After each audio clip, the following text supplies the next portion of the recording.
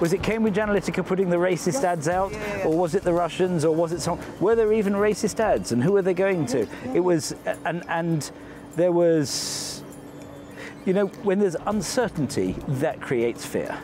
And so we can at the very least take away the uncertainty, and if we can give transparency so that the ads are freely available, then the counter argument can be put across, and I think that's important for elections. And I think what's interesting is that, you know, the more we move towards artificial intelligence and machine learning, analysing huge quantities of data, then, you know, psychological profiling is just a human word that we put on it to try and understand it. The machine doesn't care what you call it. If it's got enough data and it can work out how it can get most efficiency from the adverts, it may or may not be psychological. I would say in a way that Estonia is currently one of the leading countries when it comes to digitalization. But when we talk about digitalization, it doesn't know any kind of borders. So we feel in Estonia that every country should get this kind of push to start with this entire process as fast as possible. And I would say the COVID-19 crisis was a great wake-up call to everybody, saying that we really need to start building online services. And why I'm here today is to share Estonian experience, what has been the biggest lessons, failures, and just our experience in a way how to build a very efficient state that is fully based on technology. And I feel that Cyprus has a lot of potential to also become a country that is operating fully on technology and can make their citizens' life more efficient in a way. This is always when it comes to technology that people feel like, okay, we're going to lose our jobs because technology is going to do our job now. But there is always something new and something much more exciting than again, as I said, like just as a clerk accepting papers. Because, I mean, I don't know anybody who wants to do for the rest of their life the same job. And speaking of AI itself as well, like it's again comes to educating people about like the AI technology. We replaced 50 public services by AI just last year. And again, replacing manual things.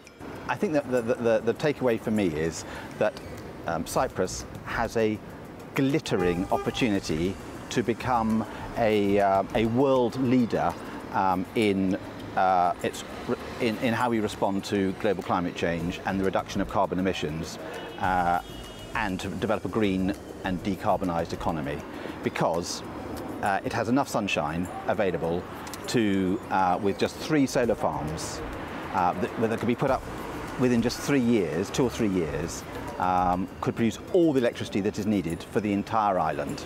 Increasingly, people are going to become aware, and everything's getting faster and faster and faster. This whole movement is gathering pace. If you're not on board, the sooner you get on board and understand what's going on, the better.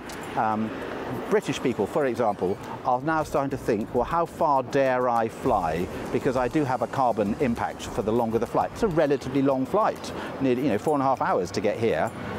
So over time, it may become clear, but I am going to somewhere that takes the environment seriously, has a low carbon footprint, and I am supporting that country for having done that. That's another reason for going. Ultimately, what global climate change is causing, apart from global warming, if you like, the two are closely linked, is it's causing destabilization of geopolitical systems, of natural ecosystems, of atmospheric weather systems and ocean circulation heat distribution systems. And where you get these disruptions and these destabilizations, it leads to a whole world of complexity and risk and unforecastability that is very unnerving for everybody, political systems. The 90 North Foundation's mission really is to create the world's largest wildlife reserve, and to just arrange for the shipping to go around the edge of the international waters and therefore massively reduce its impact.